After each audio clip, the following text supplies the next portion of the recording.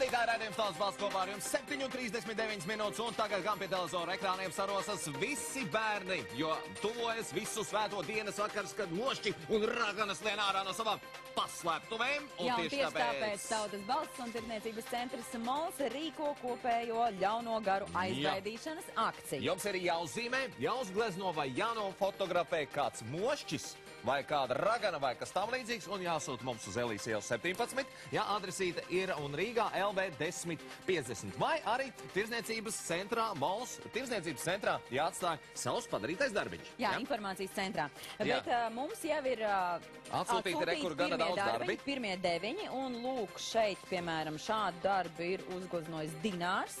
Dinārs, rekur, nu, tāds visai tāds šaušalīgs skats. Turklāt šis mošķis atrodas kapos, jo šeit var arī uzrakstīts. Jā, labi, rekur mums ir atsūtījis Kalvis Kārlis Vanaks. Viņam ir 8 gadi, un viņš ir uzzīmējis šādu te mošķi. Un burvis bū arī dzan, lūk, šeit ir, ko ir uzzīmējis Jānis. Labi, rekur vēl vien parādīsim, un tas mums ir rekur tas slavenais ķirbis, kuram liek vidū sveci, un to mums rekur ir atsūtījis ar vēstuli. Es dzīvoju Gulbens novadā, Ranka 3. Stāv vai, nu, jā. Tas ir Ralfs. Jā, viņš uzrakstīs visu adresi. Bet mums ir vēl diezgan daudz zīmējumu, un mēs arī tieši jūsu zīmējumu varam parādīt mūsu raidījumā. Un, protams, visi zīmējumi jau no 19. oktobra būs redzami tirdzniecības centra Mols jauno mākslinieku galerijā, kā arī interneta mājaslapā www.mols.lv.